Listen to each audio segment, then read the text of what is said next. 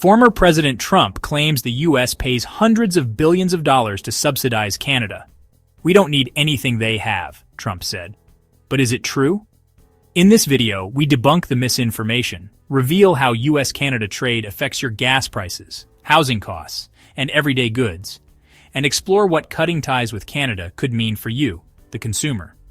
By the end, you'll understand why this partnership matters and how disrupting it could spell trouble for the U.S. economy. Ready to learn? Let's dive in. Hit that like button and subscribe to The Political Breakdown for more political insights.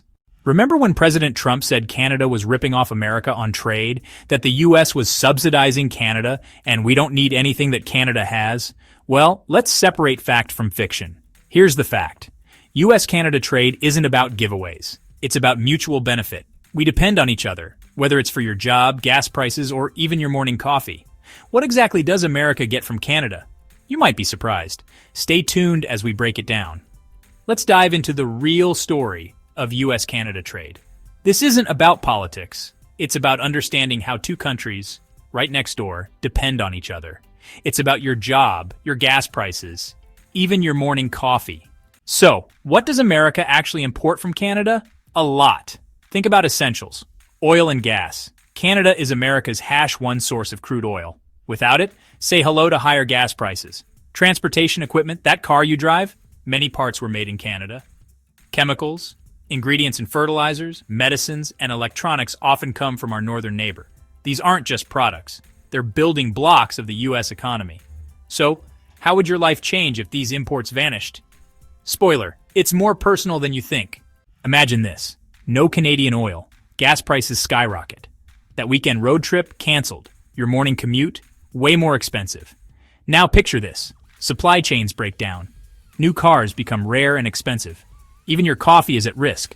Canada is a major importer of coffee beans for U.S. roasters.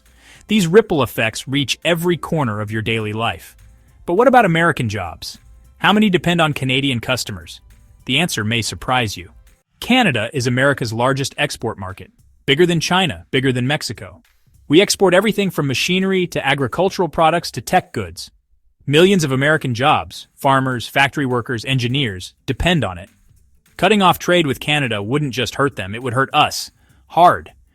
Why is this trade relationship so essential? Let's talk mutual benefits. The idea that the U.S. subsidizes Canada is simply not true. Trade is a two-way street. The U.S. gets reliable resources. Canada gets access to a massive market. It's a win-win.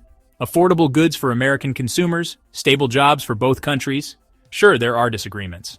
But overall, U.S.-Canada trade is a good deal. How did this partnership become so strong? Let's explore its history. Working together, not against each other. A history of cooperation. The U.S. and Canada share more than just a border. We share history and values. For centuries, we've worked together on defense, environment, and most importantly, trade. We've built the largest binational trade relationship in the world. That's not by accident, it's partnership in action. So what's next? How do we ensure this relationship stays strong? Let's wrap it up with a look to the future. Like any relationship, U.S.-Canada trade has challenges, but by working together, we can overcome them. Strengthening economic ties means more jobs, better prices for consumers, prosperity on both sides of the border. Should we ditch Trump's rhetoric and focus on building a brighter future together? What do you think? Should the U.S. and Canada work even more closely? Drop your thoughts in the comments. And don't forget to like, share, and subscribe to The Political Breakdown for more clear, fact-based political content.